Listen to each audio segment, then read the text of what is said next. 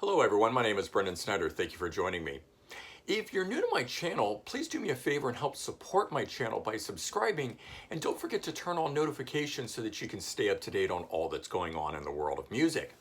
All right, today we're going to take a look at Dokken's reunion album, and we're going to compare against the 1994 self-titled Japanese release against the 1995 US re-release of the album.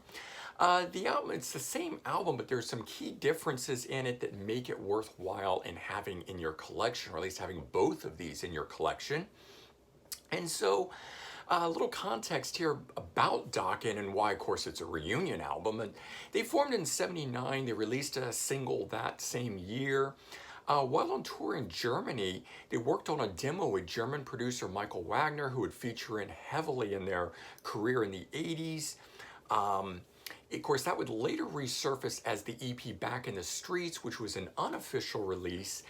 Those songs are now available on Lost Songs, and there's a separate review for this on my channel if you're interested in hearing about all that great stuff from the late '70s and early '80s demos. And then now in 1981, Don went back to Germany in order to try and secure a record deal, and the band at this point consisted of Don Dokken on vocals and guitar, George Lynch on guitar, Juan Crucier on bass, and Mick Brown on drums. And they signed to Kari Records, which of course is a German label, and they released their debut album, Breaking the Chains, in 1981. And this here, of course, as you can see, was originally a Don Dokken solo release.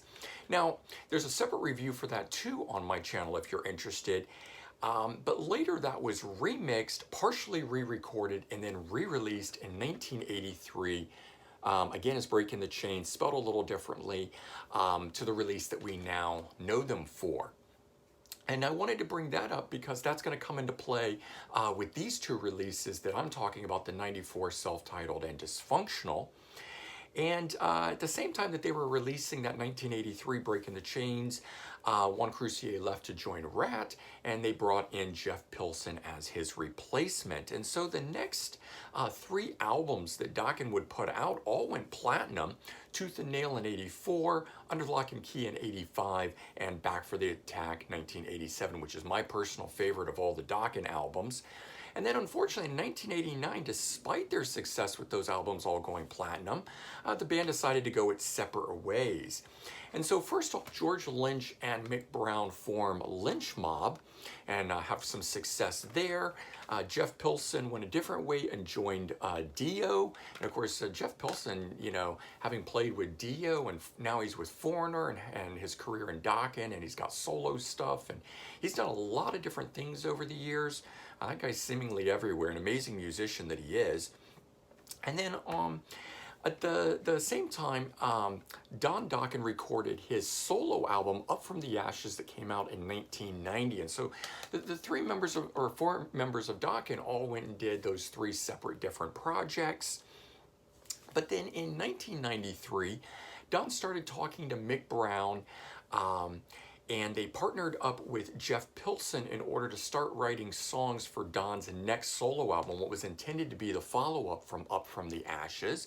And so that's what they were starting out to do. And with those songs, and on the advice of his record label, Don reached out to George Lynch initially just to do solos on the album.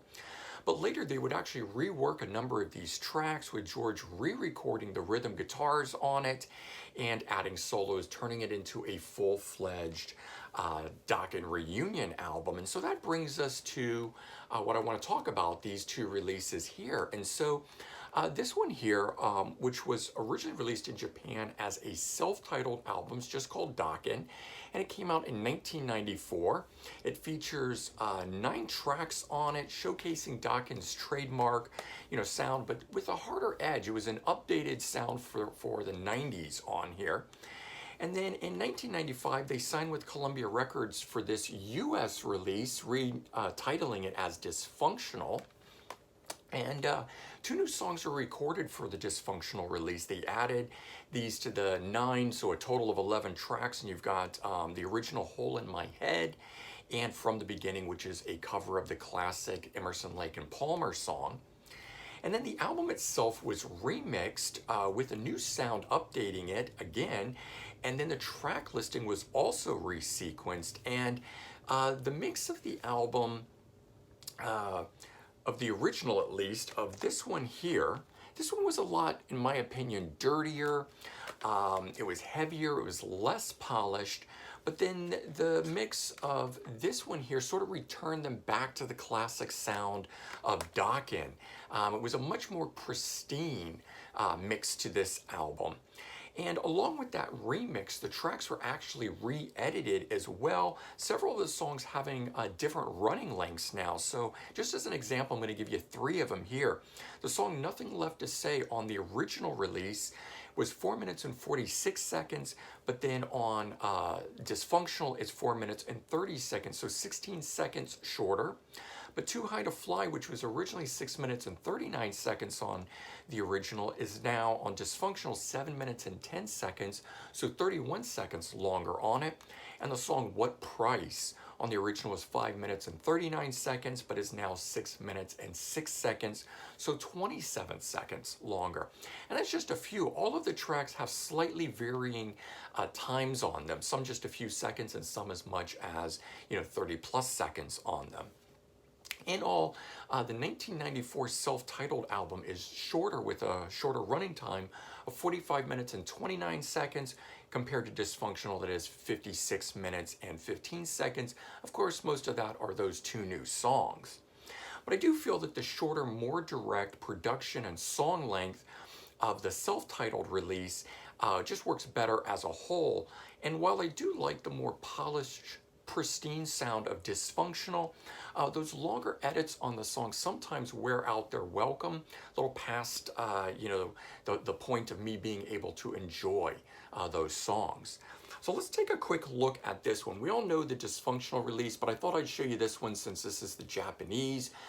Just interesting album cover there, play on the yin and yang for Japan, written in Japanese here. This cool, it's a slipcase, and the tracks, and then slides out here, we've got the album and a booklet.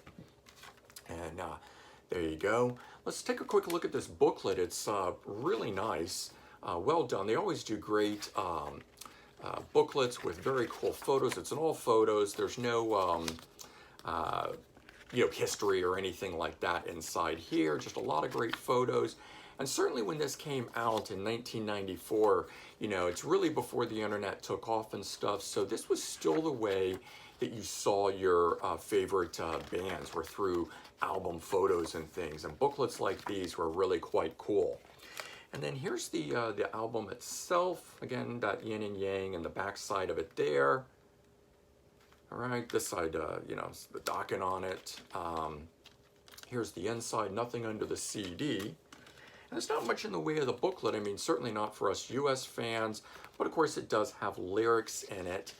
And then as you get going through it, you get the Japanese in here. And eventually in the back, you get that Japanese history they always put in it. And you get the track listing with the running order of the songs and things like that.